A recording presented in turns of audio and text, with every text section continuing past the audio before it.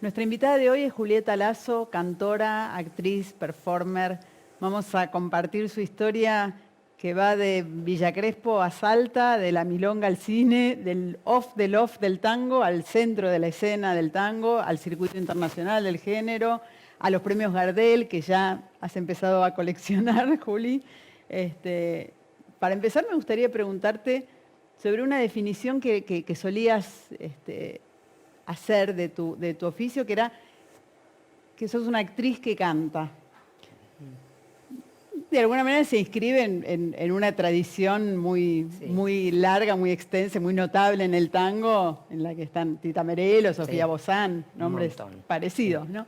A esos que menciono. Por otro lado, ¿seguís identificándote con esa definición o la cambiarías hoy? La vez pasada pensaba esto, sí, que la cambiaría hoy un poco. Si bien es que es verdad, me apoyo mucho en la interpretación y en cosas de la actuación, me siento más cantora ahora que actriz, claro. Sí, en realidad no me siento actriz. Solo que es una herramienta que utilizo mucho.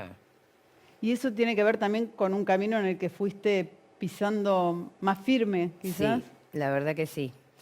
Eh, Son 15 años en realidad de que empecé a cantar. También me puse a pensar hace poquito porque no tenía idea clara. No era tan chica cuando empecé a cantar tango, tenía 23 años. Bueno, y tenías un recorrido ya Tenía en un el teatro, en recorrido la en el actuación. teatro, que había estado medio trunco y había tenido sus momentos desde los 9 años que yo quería ser actriz. Entonces, pero bueno, hubo un momento así como de crisis y, y el tango apareció y medio me salvó porque no estaba en un buen momento. Y yo nunca hubiese pensado en ser cantante, como que no sé, no se me había ocurrido que podía ser cantante. Y en la última obra que participo tenía que cantar como una cosa más, digamos, de la actuación y trabajaba Alejandro Balvis, un gran cantante y compositor uruguayo. Él era el director musical, digamos, y bueno, y ahí conocí a Nahuel Rucio, otro músico, que me dijo, ¿por qué no probamos a hacer unos tangos? Y cuando me dijo tango, dije, sí, si me hubiera dicho cantar, no. Dije, vamos a probar, pero le dije, vamos a probar, pero decime si realmente te parece que esto puede andar, porque yo como estaba medio así descreída y como en crisis con mi desarrollo hasta ese momento.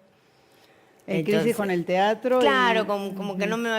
como que no me había sido fácil ese tema y estaba como descreída de mí en ese aspecto, como que ya no sabía qué iba a hacer.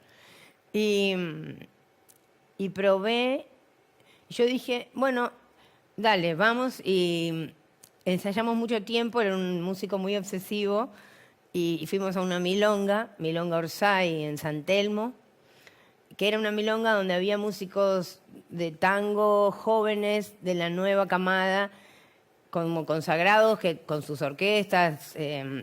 Recuerdo, está Julián Peralta, director de Astilleros, Patricio Bonfilio. Ahí conocí a los muchachos del cuarteto La Púa. Todas estas personas a mí me ayudaron mucho. Pero bueno, la primera función fue ahí, con ese público, digamos, que yo sabía que son exigentes y qué sé yo. Y yo dije, bueno, si anda esto, voy a tener rápidamente señales. Porque yo ya, no sé, ya hablaba como una vieja, como ya no voy a estar Tenías creyendo. 23 Otro años. berretín, sí. ¿En qué año fue esto, Julieta? Sí, tenía 23 años, 2008, ¿será? Bueno, y Y ya te parecía que era tu última claro, oportunidad. claro. Y bueno, así que, y las señales ocurrieron. Julián Peralta me dijo de grabar a la semana siguiente en un estudio profesional que yo nunca había ido, con Astillero, hicimos unos temas. Enseguida los muchachos del Cuarteto La Púa me dijeron, nosotros te hacemos el equipo y vamos adelante, obviamente ni un peso ni nada. Y ellos ya eran los guitarristas que son. Yo Bueno, y Julián, el referente que es de la totalmente, sí. escena Sí, contemporánea realmente de Julián tango. me tiró una mano enorme. Y a todos ellos les estoy muy agradecida. A esa milonga en donde, nada, tenemos hermosos recuerdos, un montón de músicos que íbamos todos los jueves. Y ¿No yo- bailás, Juli? ¿O ¿Cómo? sí? ¿Bailás tango o no? No, no bailo, eso es un desastre. No puedo creer que fui años a la milonga todos los jueves y nunca. Pero bueno, yo me preocupaba había show a las 9, a las 10 y después había una zapada a las 3 de la mañana. Entonces yo empecé a estudiar canto con mi maestra, que hasta ahora es mi maestra, Beatriz Muñoz. Estudiaba un tema y me preparaba para la zapada, que cantaba atrás del piano, así como escondida, temblando. Y así empecé a cantar, estudiando, bueno, armando grupo con los 3 guitarristas. ¿Y aquellos primeros tangos qué repertorio eran? Repertorio muy reo, mucho Edmundo Rivero, bueno, Rosita Quiroga, así clásico.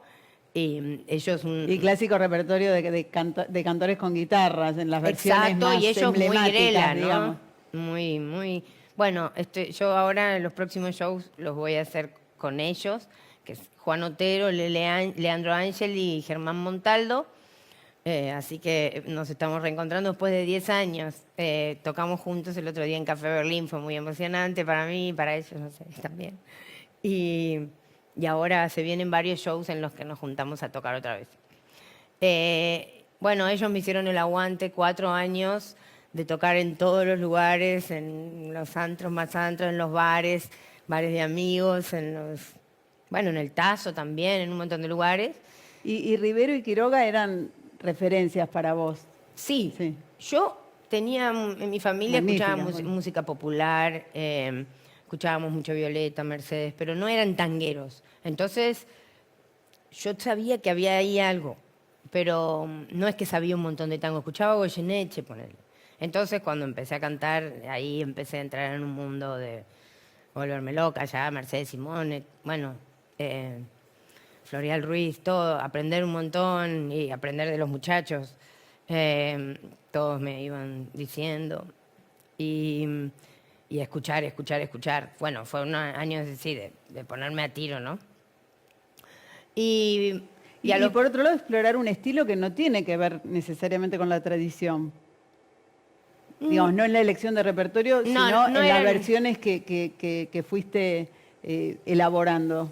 bueno, eso que hacíamos En era el bastante comienzo sí, purista. claro, en el sí, comienzo sí, sí. sí. Ajá. No, y ahora cuando nos ponemos a tocar unos tangos y a cantar, bueno, Ay, tienes... cuando haces muchacho o en un Sí, sí, feca, ese hacemos, tipo de hacemos, cosas, claro. sí. El pescante, un montón de tangazos. Y bueno, Pero igual digo, más allá del repertorio hay un estilo que es más propio, que es más Sí. vinculado a otras estéticas también, que está también atravesado por otras Sí, seguramente estéticas que y, sí. y más performático también. Sí. En aquella época arrancabas atrás del piano, es decir. sí, arrancaba atrás del piano. Y sí debo decir que yo tenía un fanatismo, o sea, notable con Tita Merelo de chica, muy, muy grande. O sea, realmente estaba obsesionada. Rayano en la obsesión enfermiza. Sí, y me sabía todo el repertorio, con punto y coma. Siendo O sea, chiquita, ¿no? Siendo O sea, chiquita, sí. Eso sí. No escuchaba tango, pero me estoy olvidando de toda una parte de eso, sí. Y habías descubierto como a Tita Merelo en la última época de la televisión de Alguna ella. vez en algún- escuché, se dice de mí, como que me enloquecí, empecé a pedir a mi mamá y me iba a Parque Centenario y me compré los cassettes. Y es más, mi mamá en un momento me dijo si quería ir a conocerla porque me vio que estaba, pero me dio vergüenza. Ella ya estaba en lo de Favaloro. Y vos eras una nena. O sea, Era una que- nena, sí, pero no me animé. Y bueno, me arrepiento. Pero bueno, eso aparte. Y después aparece la Fernández Fierro, que también de una forma increíble, porque Yuri Venturini, el director, no me había visto con los chicos tocando, ni me había escuchado. Pero yo vivía en Parque Chacabuco, en un departamento de un ambiente con un patio que compartíamos todo, era como una especie de Esas conventillo. casas chorizo. Sí. Sí. Entonces todos los patios uno al lado del otro se escucha todo. Vos sí conocías a la orquesta típica Fernández Fierro Por porque supuesto que estaba sí, yo ya iba al instaladísima ya en CAF. el panorama. Sí. Aparte, bueno, tanto Julián Peralta como el Tripa Bonfilio habían participado en la orquesta, o sea, yo iba a ver al Chino Laborde, a la orquesta, todo. Pero no nos conocíamos. Y yo iba y me iba. Y yo, bueno, vivía en el último departamento, yo cantaba allá en casa, practicaba, y aparte yo canto en casa. Y el baño, mi baño daba al patio, se escuchaba todo básicamente. Y la vecina de al lado, Carolina, divina, perdón, es la mujer de Yuri. Y entonces Yuri iba ahí varias veces a dormir y me escuchaba cantar. Y bueno, en un momento necesitaron un cantante y me dijo, Caro, que dijo, canta bien la vecina. Insólita la vía por la cual... Y O entonces, sea, necesitaron cantante cuando el Chino Laborde, claro, cuando que era claro, el cantor y el se cantor separaron emblemático, además claro, de la tremendo. orquesta, que Y- estaba en paralelo en la orquesta típica Fernández Fierro y en la Sanssouci, ¿no? Sí, Sí. pero claro, sí, referentes totales. Bueno, y entonces me llamó por teléfono, así con ese estilo que él tiene de pocas palabras, y me dijo si quería que teníamos que irnos a Australia en 2 meses, y bueno, íbamos a probar, ¿no? Así que había que ensayar muchísimo, y bueno, no lo podía creer, así que estrené con ellos en Australia, y a partir de ahí fue viajar muchísimo, conocer, bueno, festivales enormes, escenarios, aprender mucho, tocar 4 o 5 veces por semana, bueno, cosas que no me habían sucedido. En principio adaptarte además estilísticamente en el Sí, no, sonido no, no, un a una desafío orquesta enorme. típica, ¿no? Viniendo Sí, por de suerte un era tanto formato... el trabajo que había que hacer, había que ensayar muchas horas por día, aprenderse las letras de memoria, todo. Entonces eso no me dio mucho tiempo al vértigo, que si no me hubiese... Nada, la verdad que me acuerdo que sí, que fue fuerte ese momento. Ya era con repertorio propio de la Sí, orquesta. el repertorio de la orquesta, con temas todos, composiciones nuevas, muchos temas de Pablo Pandolfo, Tape Rubín, temas de Yuri, de los muchachos de la orquesta. Bueno, nada, esos fueron 4 años de un aprendizaje muy fuerte y de, bueno, experiencias hermosas. Grabamos 2 discos. El debut en Australia, El debut en Australia fue tremendo. El primer show fue un horror. Yo me acuerdo que me olvidé la letra, pero así fatal. Y entre los nervios, o sea, recuerdo todavía en el cuerpo la sensación. Y así que empecé a cantar como en fonemas, porque estábamos en Australia y yo dije, o me voy corriendo acá, me pongo a llorar, o esto. huyo hacia adelante. Lo siento por usted, maestro. Me acuerdo que me bajé del escenario que me quería morir. Me fui como sola, ellos se fueron todos juntos, yo me fui al hotel como y pensé, mañana hay que hacerlo bien. Y al otro día para mí fue increíble, o sea, como que el primer día ya sentí que entrábamos en la misma sintonía que podía adecuarme a esa orquesta perfectamente, que tenía mucho que ver conmigo. Y ya el segundo show fue como, wow, nada que ver. Y a partir de ahí fueron 4 años intensísimos. Intensísimos, sí, súper intensos. Y después, yo ya venía trabajando con mi primer disco, segundo disco solista, Martín Gala. Cuando aparece La Fierro, lo empiezo a trabajar más despacio, pero sigo trabajando.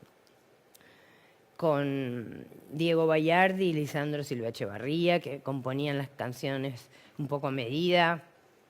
Y bueno, en un momento también me enamoro y me enamoro de una salteña y entonces... De una salteña notable, ¿no? De Lucrecia Martel. Sí, tengo el privilegio de conocerla Y ahí también hay como un cambio de rumbo.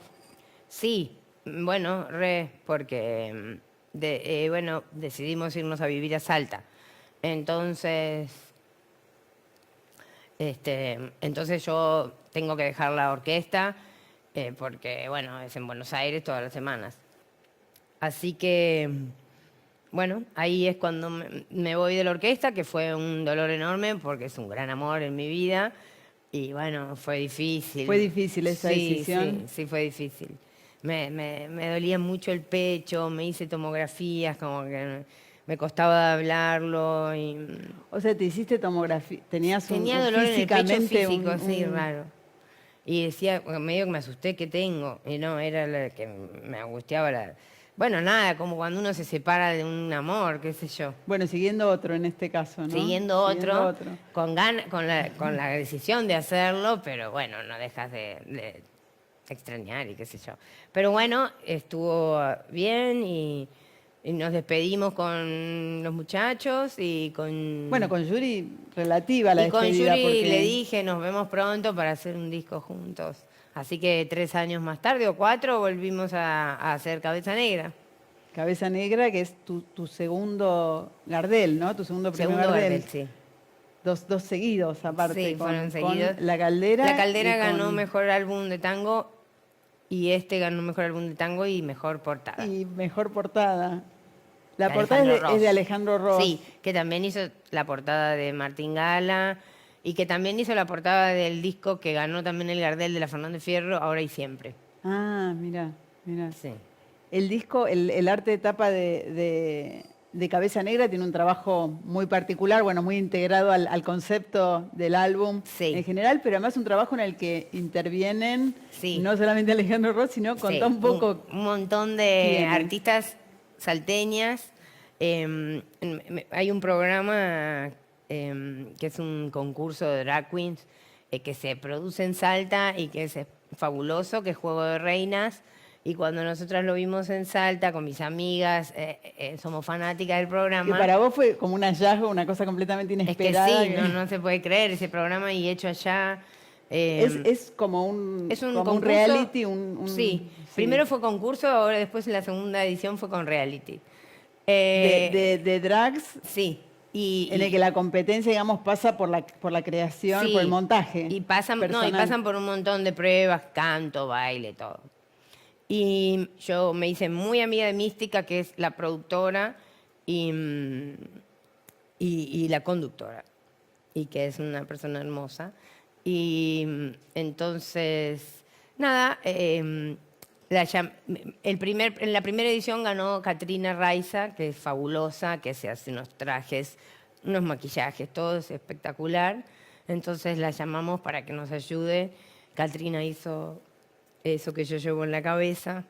Que es un tocado Sí, impresionante. todo con materiales muy económicos y es algo como de aire acondicionado. Y bueno, hicieron eso maravilla y después me ayudaron, así que participaron un montón de personas de ahí, de Juego de Reinas. Esa es parte de tus aventuras salteñas. Sí, y amigas. Me pregunto cómo es dejar Buenos Aires para alguien que se dedica al tango, no solamente al tango, pero que tiene tanto anclaje en el tango, que digamos que no solamente hace un repertorio o ha hecho un repertorio tradicional del tango, sino también le dedicaste temas a Buenos Aires. Sí, sí, no. La verdad es que estoy enamorada de Salta. Desde chica tengo una conexión con el norte del país. Nunca imaginé que iba a tener la suerte de después vivir. Me gusta también el campo y me gustan las plantas y todas esas cosas y me hace muy bien mantenerme no todo el tiempo en Buenos Aires. Pero es cierto que me cuesta, o sea, vengo todo el tiempo porque es como que en Salta no es que necesito trabajo por todos lados. Bueno, voy a Córdoba, voy a Rosario, voy a Santa Claro. Fe, pero Buenos Aires es como el lugar donde más ando. En realidad este año anduve mucho por Chile, por México también, pero bueno, todo el tiempo que pueda estar en Salta me hace re bien. ¿Y no te pesa ese desarraigo en relación con el tango? No, porque bueno, tampoco lo llego a sentir mucho porque vengo muy seguido. También veo a mi familia acá, o sea, no es Acá que... cuando estás en Buenos Aires estás en En Villa Villa Crespo, sí. barrio Eh, de Pugliese, sí. y la verdad- referente de la Fernández Fierro también, Sí, ¿no? Como maestro. Sí, el ídolo. ¿no? El ídolo en el que... Sí. La verdad es que sí, estoy mucho acá también. No siento desarraigo por eso. Pero estoy muy feliz de la decisión tomada. Es una decisión que habíamos tomado antes de la pandemia, pero después la pandemia como que La precipitó de alguna recontra manera. sí. Claro. Y disfruto mucho estar allá. Mis perros pila. Los perros del norte que son sin pelo. Tengo 4. 4 tenés ahora, Sí. 4 perropilas. Y bueno, y también se escucha en el disco Es la esa primera vez. migración, ¿no? Aparece la caja, aparece La la primera copla, vez que aparece el sí, sonido del norte, en que Cabeza no fue una Negra. Ah, decisión bueno, mía. en La Caldera también hay algo de folclore también, ¿no? Empieza a haber folclore, Mm, sí, pero sí. sí, es cierto. Ya Horacio Guaraní, pero, pero en este disco hay mucha presencia de la caja. Y no fue algo, fue una idea que quiso probar Yuri. Y cuando lo escuché, Complementando ya una formación bastante, bueno, no, más que atípica, diría, totalmente, bastante sí. extrema, ¿no? ¿No? Así tal cual. Sí, Sí, cuando que yo le son dije, bueno, maestro, vamos a hacer el disco ese que dijimos, ¿qué está pensando? Me dice esta formación que eran 4 bandoneones, un contrabajo en un principio, todo el disco. Y yo le dije, wow.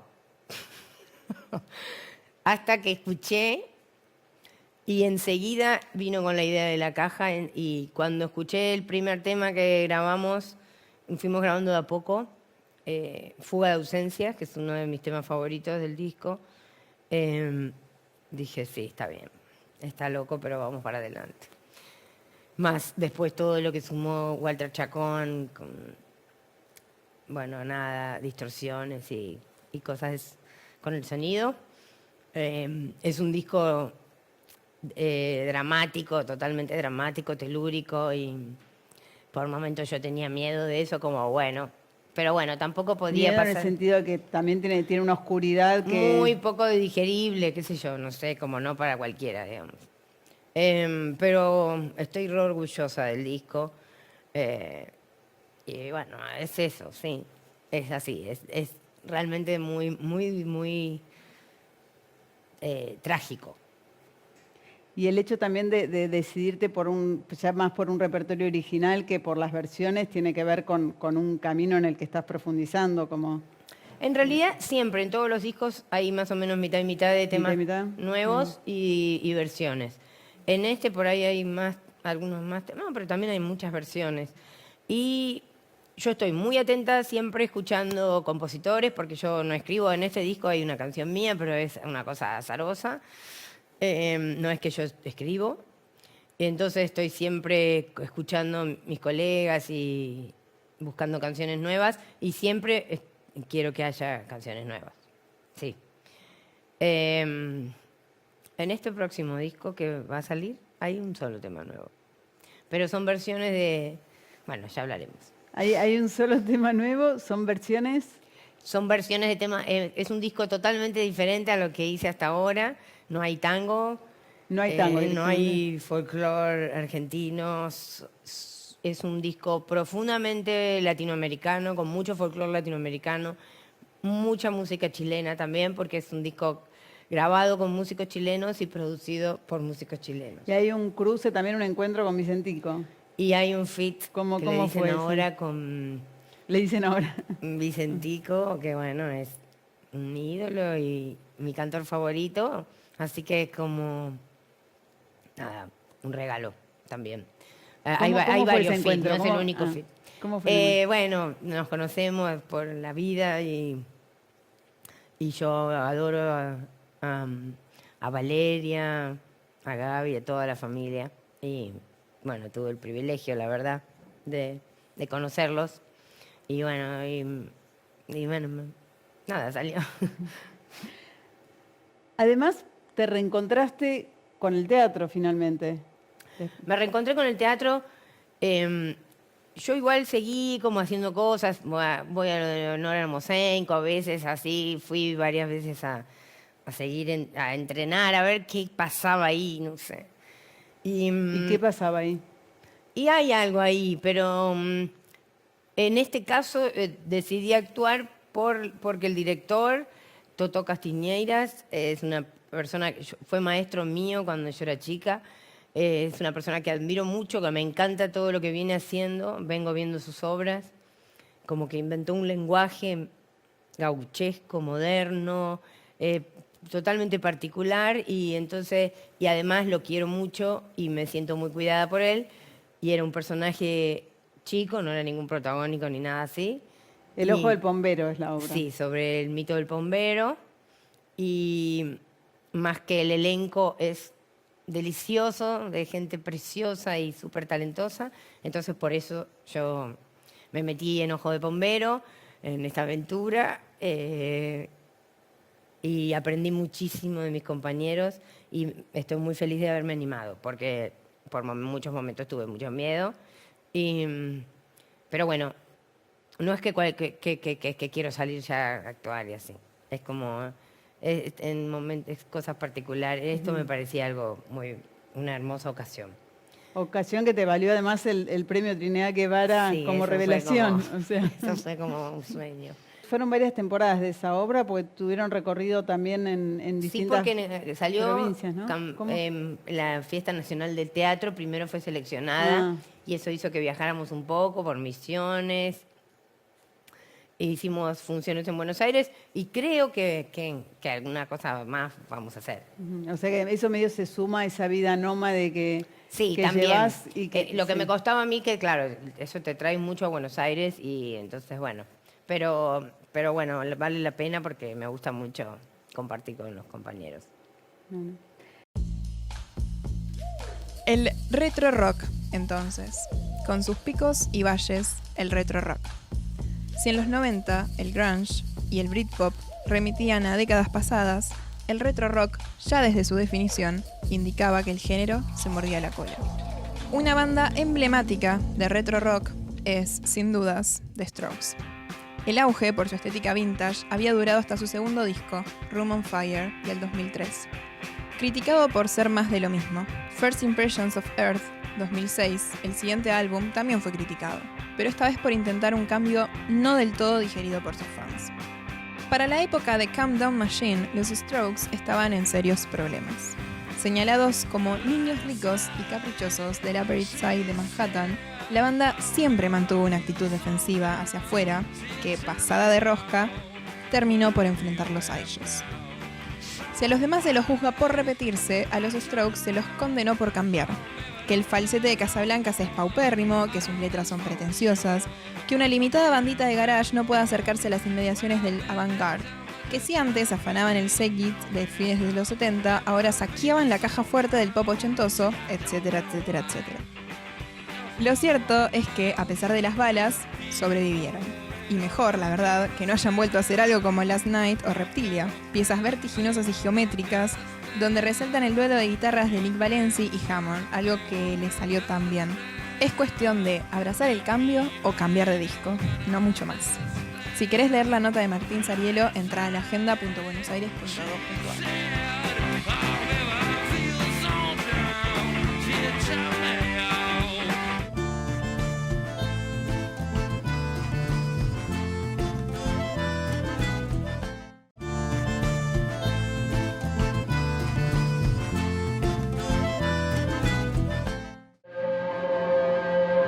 A esta altura ya clásico de clásicos, el Cosquín Rock nació en 2001 como una derivación rockera y juvenil del Festival del Folclore. Durante los primeros años de su existencia, hasta se hicieron en el mismo lugar, el escenario Atahualpa Yupanqui de la Plaza Próspero Molina. La masividad y los escándalos pronto generaron que el Cosquín cambiara de locación hasta encontrar su lugar definitivo en Santa María de Punilla, a unos 4 kilómetros de la sede original. Allí se realiza desde 2011.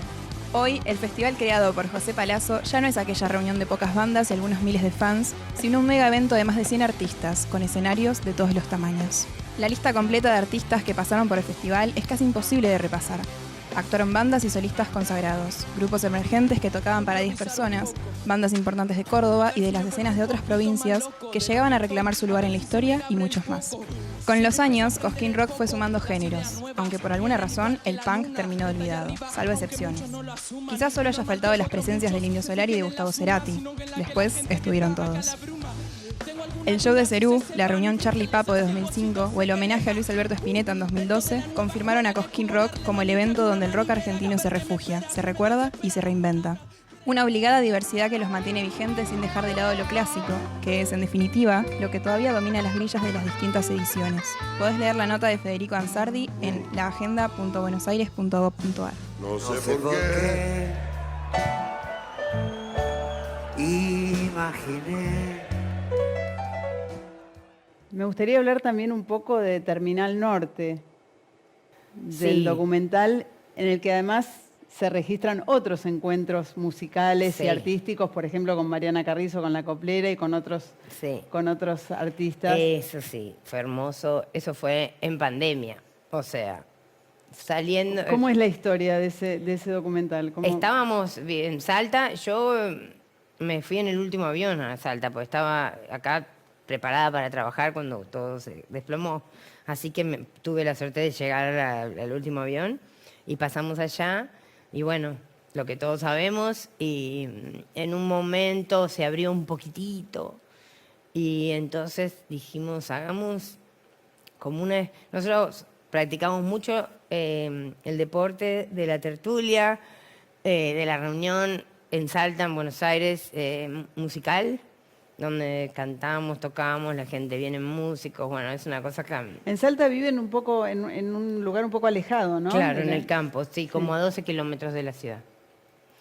Pero en Buenos Aires siempre hacíamos reuniones, bien músicos, amigos y zapada y esas cosas.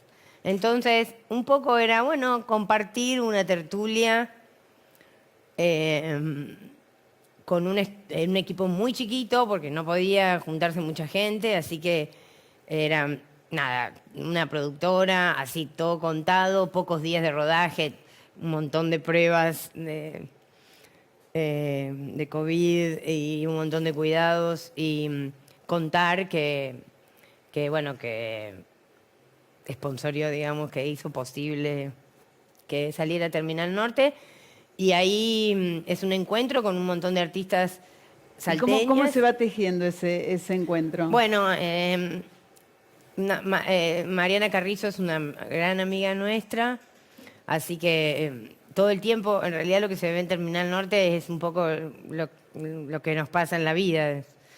Que viene Mariana Carrizo, que canta, Lorena Carpanchay también, nos hicimos muy amigas, ella vive en Cafayate. También coplera. Coplera, sí, de los Valles, de Cafayate. Mariana vive en Salta y es una relación cotidiana. Con Mariana desembarcaste incluso en la copla, ¿no? No, igual yo no me le animo a la copla. Ah, no. Yo soy fan de esa música, sí. Bueno, sí, he cantado una vida en el disco, sí, sí. Pero no diría que desembarqué a la copla, sino que soy una oyente fanática de ese género. Y bueno, nada, Mariana me ha llevado por un montón de festivales de allá. Bueno, me llevó a la Serenata de Cafayate y a conocer, sí, nada, fiestas hermosas donde cantan y eso sí, o al carnaval, o acompañarla al carnaval, esas cosas sí. Pero bueno, en este caso era eso. Conocimos a Villami unos días antes en un festival que subió al escenario y yo quedé como, ¿quién es Villami? Por favor, la quiero conocer. Y así la invitamos a Villami, pero bueno, Rapera. y vino Noé Sin Cunas desde Buenos Aires. Estaba Bubu, un guitarrista salteño, pero tenía que ser muy chico el equipo y éramos contados con las manos. En todo sentido. Así que imagínate que hacía muchos meses que no nos veíamos, ni olvídate de cantar o de ponernos a tocar, era como... Claro, claro. Entonces fue una fiesta, salió fácil, digamos. 5 días de rodaje. 5 días de rodaje. Sí, sí, todo era así como... Impresionante. Lucrecia, cuando presenta la película, en un momento recuerdo que explica que, digamos, conviviendo con vos, tuvo una experiencia distinta de lo que es la música digamos, en la vida cotidiana de Claro. alguien que creo que lo que decía textualmente es que alguien que está desesperado por cantar, digamos, y de qué modo eso había transformado también su propia experiencia con la música que, decía ella, hasta entonces era de alguna manera lejana, Sí, total. ¿no? Me Sí. gustaría preguntarte, desde el punto de vista artístico, ¿qué cambió para vos el encuentro con Lucrecia? Así como ella contaba de su lado cuál había sido la transformación. Bueno, en principio son aliadas artísticas Sí. digo, en el documental, en videoclip. No, yo aprendo, o sea, para mí es un privilegio compartir la vida con ella y aprendo mucho, mucho, mucho, muchísimo. Es como, no podría, o sea, me ha despertado la curiosidad de una forma como mucho más voraz, de aprender. Bueno, no, es como una maestra, ¿no? O sea, yo antes de conocerla ya era muy admiradora de su obra, muy. Así que... O sea, ya te estaba transformando desde antes. Sí, desde mucho antes. Yo cuando vi la Ciénaga, sí, quedé loca. Y bueno, es un montón lo que aprendo. Un montón y nos acompañamos mucho y ella me acompaña muchísimo con mis cosas. Como que disfrutamos mucho. Y es muy divertido porque es como estamos todo el tiempo en una. Muy manijas. Y hay un momento muy especial en Terminal Norte en el que vos creo que van en auto y vos vas relatando algo que parece casi onírico, que es una experiencia, un oficio aún anterior al teatral, Sí. ¿no? ¿De qué se trata? Es como Sí, porque casi increíble lo sí, que contás. hacía teatro. Yo hacía teatro en un grupo de antropología teatral, le decían, y estaba rapada. Para la obra tenía que estar rapada. Decís antropología teatral, le decían, era como una especie de grupo inspirado en las experiencias de Eugenio Barba, Exacto, claro. de Lodín. Sí, pero en Latinoamérica, sin apoyo estatal y... Bueno, nada, y muchas cosas más. Pero sí, entonces estaba rapada para las obras. Y como un trabajo, como no vivíamos de eso... Como no vivías del teatro. No vivíamos del teatro, no, como que era una cooperativa y todo era en fondo para la idea y qué sé yo, para el director. Y, ¿Cómo? y entonces nosotros trabajábamos, bueno, como que yo tenía 17 años cuando entré a ese grupo. Empecé a trabajar al año siguiente, ponele, y trabajábamos de modelo vivo para las clases de pintura y de fotografía. Y yo trabajaba en una escuela, me acuerdo que llegaba a las 7 de la mañana, tenía que estar ya ahí en una escuela de monjas. O sea, que había chicas que no eran monjas, ¿no? Pero había monjas también. Y entonces yo estaba ahí 4 o 5 horas las poses, era bravo. Y creo que estoy hablando de eso. Sí, estás contando que estabas en una Sí. escuela de monjas, como modelo vivo, desnuda, rapada y saliendo a fumar cuando podías. O sea, es una Sí, escena... es una escena rara. este, Recuerdo también haberme desmayado en el medio. Hace poco me crucé con alguna de las chicas alumnas y nos reíamos. Pero bueno, sí, esa fue una parte de camarera y de eso fueron muchos años, digamos, porque después con el tango también, hasta que logro poder solventarme económicamente, siempre tenía que haber alguna otra cosa. Mientras recorrías el circuito más under del tango en el que Exacto. no... Claro. No, es que, bueno, no, sí, son varios años hasta que empieza a andar. Sí, forma parte esa escena que recordábamos, ese diálogo de muchos como fragmentos de diálogo que aparecen en la película. Ese momento. Algunos se explican, otros no, Sí. y que también ayudan a generar una atmósfera muy, muy particular, ¿no? Sí. Muy particular en ese paisaje increíble. Salteño. Sí, la Calderilla. La Calderilla es el Es pueblo el paraje, más cercano. en realidad es el paraje donde vivimos. El pueblo más cercano se llama La Caldera, como el disco. Bueno, el disco como el pueblo. Que son 5 kilómetros de casa. Hablamos de la copla, mencionamos la samba que también incorporaste y bueno, y esta idea de que en todos tus discos o en tu repertorio en general vas como contrabandeando géneros, bueno, un poco al estilo, a la usanza del cantor nacional, ¿no? Con música popular. Claro, del cantor nacional que desde siempre Sí. incorporaba, digamos, al repertorio de tango otros géneros afines, cercanos o de Sí. moda. desde siempre, ¿no? Desde los inicios de la tradición del cantor nacional. Sí, ¿sabés que me doy cuenta? tango. El primer disco que grabé con los muchachos, los guitarristas, eran tangos clásicos, pero después ningún disco mío hay un tango clásico, no lo hay. Entonces, si vos querés poner un tango, escuchar un tango cantado por mí, un tango clásico, no hay. Lo tenemos en Terminal Norte. Lo tenemos en Lo Terminal tenemos en Norte, pero Norte, si pones el tenemos Spotify, un no. muchacho. Entonces es una deuda que tengo porque el primer disco que grabé, los muchachos tocaron súper bien, pero yo no puedo escuchar mi voz. Es como, pasaron 10 años y no... Entonces no lo pongo.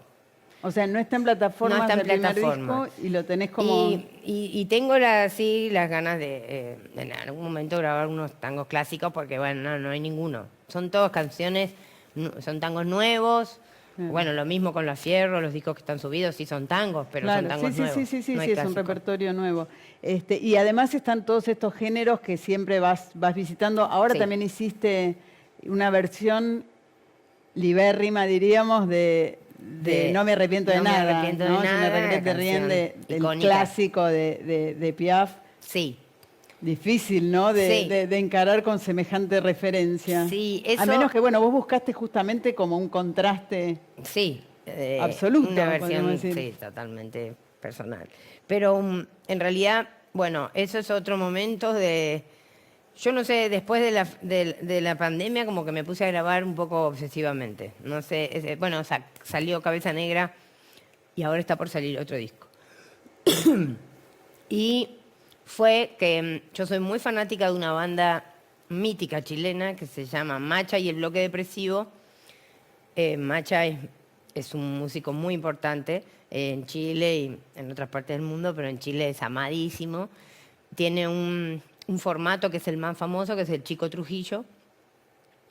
Yo tuve la suerte de conocerlo en Canadá, en esos festivales de World Music que iba a la Fernández Fierro hace muchos años y quedé fascinada con su obra. Y bueno, y tuvimos como una hermandad, así como un cariño grande y ellos siempre me invitaron a grabar en su disco o me llevaron al Caupolicán, que es un teatro espectacular de Santiago. Y cuando fue pandemia me llamaron para un último tema que querían grabar, Gato Negro en Buenos Aires. Y ahí yo me animé porque ya como que parece que el mundo se terminaba y dije que voy a perder. Le dije, Macha, mira, yo te lo digo, a mí me encantaría que produzcas un disco mío, artísticamente me refiero. Como que yo siento que es como que quiero ir por ahí. Macha y el Bloque Depresivo es una música con mucho folclore latinoamericano y yo soy muy fanática de eso. Y bueno, me dijo que sí, me dijo, pasame cosas, anda mandándome, pum, pum, a la distancia. Él es una persona que vive viajando, así que bueno, era como, iba a ser un milagro, si el disco sale, va a ser un milagro, pero va a salir, porque después pasaron un montón de cosas. Ellos grababan en Chile, me mandaban los temas, el ingeniero de sonido Guido Nissenson viajaba, me grababa a mí, volvía, bueno, finalmente este disco va a salir. Y parte de ese disco y es este No me es el arrepiento de primer nada, adelanto. claro. También con una idea, Macha me propuso hacer este tema. Ah, el tema lo propuso él. Sí. El repertorio, hay muchas canciones chilenas antiguas. Bueno, hay 2 temas de Francia y hay mucho folclore latinoamericano. La banda es hermosa y son todos chilenos y todos trabajan con Macha. Y bueno, eso es lo próximo que se viene, que me tiene, bueno, también con un feat con Gaby, con Vicentico, perdón, y hay varios feat más. Bueno, son un montón de temas que van a salir pronto. Y es como, es un disco que ya es una aventura porque ya me llevó a estar 2 meses y medio en Chile, conociendo lugares de Chile que nunca había conocido, después en México, como que ya todavía ni está terminado el disco y ya me llevó de viaje por lugares muy interesantes y entonces es como un camino que se abre un poco hacia Latinoamérica y ahí no hay nada de tango. Nada, absolutamente de Nada. tango ni de folclore argentino. No, sí, miento. Hay una canción de Atahualpa. Ah. Pero hay un solo tema argentino que es un tema de Atahualpa. Volviendo a este hábito de abrir a otros géneros que se repite en tu discografía, pienso en otras selecciones muy curiosas, como la versión de Trapito que grabás, que es un tema, bueno, para mí generacionalmente, por supuesto vinculado a la película de Trapito el espantapájaros, pero que a la vez se resignifica de un modo Sí, eso notable cuando se lo escucha hoy, ¿no? Porque cuando se lo escucha hoy se piensa en la imagen del cuidacoche y se piensa en Trapito y se escucha esa letra tan compasiva Sí. del tema original, y se piensa también que hay un Trapito que grabó Gardel en el año 32 que no tiene nada que ver con este. Sí. Esa fue una idea que surgió en una noche muy, muy tarde. Estábamos con Lucrecia y bueno, yo me identifico mucho también porque a veces como estoy trapito, re trapito. Bueno, por algo me gustaba el tango y esa era una noche que estaba muy trapito y salió trapito. Me acuerdo que hicimos un video y que ya estaba como saliendo el sol. Y me pareció una buena idea. Y después se me acercó un montón de gente, claro, una generación que fue la primera película que fue a ver con su papá. No sé por qué todos me decían, yo la fui a ver con mi papá. En un momento digo, pero que todo el mundo la fue a ver con su papá. Fue la primera Aparte, un película que fui a ver con mi Ferret papá. tremendamente emotivo y Sí, y el dibujo, después pedimos Claro. permiso para usarlo. que no es tu Maravilloso. generación, porque No, claro, no, es un poquito más grande. Claro. Pero no mucho. claro, pero está Pero un poco, sí, no está un es mi poco- caso que haya sido la primera película que yo fui a ver. Claro. Y sí, mucha gente me decís, la primera película que vi en el cine. Lo mismo con Cara de Gitana, por ejemplo. Cara de Gitana, Bueno, que sí. es un hit Es un hitazo que... pop de... es un hitazo de Daniel Magal, que es jujeño. Y es uno de los temas que más versiones hizo en el mundo. O sea, como que le fue muy bien a Daniel Magal con ese tema.